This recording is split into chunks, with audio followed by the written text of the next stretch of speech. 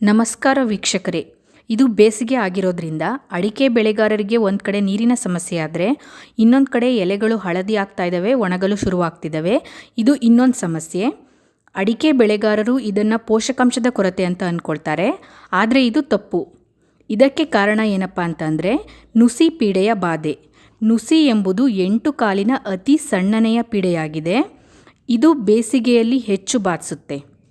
ಯಾವ ತೋಟದಲ್ಲಿ ನೆರಳಿನ ವ್ಯವಸ್ಥೆ ಮತ್ತು ನೀರಾವರಿ ವ್ಯವಸ್ಥೆ ಸರಿಯಾಗಿಲ್ವೋ ಅಲ್ಲಿ ಈ ನುಸಿ ಪೀಡೆಯ ಆರ್ಭಟ ಹೆಚ್ಚಾಗಿರುತ್ತೆ. ಇದು ಕೆಂಪು ಮತ್ತು ಬಿಳಿ ಎರಡೂ ಬಗೆಯಲ್ಲಿ ಇರುತ್ತೆ. ಇದು ಎಲೆಗಳ ಕೆಳಗೆ ಇದ್ಕೊಂಡು ಎಲೆಗಳಿಂದ ರಸ ಹೀರ್ಬಿಟ್ಟು ಎಲೆಗಳನ್ನು ಹಳದಿ ಮಾಡ್ತವೆ. ಬಾಧೆ ತೀವ್ರವಾದಾಗ ಎಲೆಗಳು ಒಣಗಿ ಹೋಗ್ತವೆ. ರೈತರೇ, ಈ ನುಸಿ ಪೀಡೆಯ ನಿಯಂತ್ರಣಕ್ಕೆ ಕೀಟನಾಶಕವನ್ನು ಬಳಸಿದ್ರೆ ಪ್ರಯೋಜನ ಆಗೋದಿಲ್ಲ. ಇದಕ್ಕೆ ನೀವು ನುಸಿ ನಾಶಕವನ್ನೇ ಬಳಸಬೇಕು. ಯಾಕಂತ ಅಂದರೆ ಕೀಟ ಮತ್ತು ನುಸಿ ಎರಡೂ ಕೂಡ ಬೇರೆ ಬೇರೆ ಜಾತಿಯ ಪೀಡೆಗಳಾಗಿರ್ತವೆ. ಈ ನುಸಿ ಪೀಡೆಯ ನಿರ್ವಹಣೆಯ ಬಗ್ಗೆ ಆಲ್ರೆಡಿ ಡೀಟೇಲ್ ಆಗಿ ವಿಡಿಯೋವನ್ನು ಮಾಡಿದ್ದೀವಿ. ಇದರ ಲಿಂಕನ್ನು ಕೆಳಗೆ ಕೊಟ್ಟಿರ್ತೀವಿ, ದಯವಿಟ್ಟು ವೀಕ್ಷಿಸಿ. ಧನ್ಯವಾದಗಳು.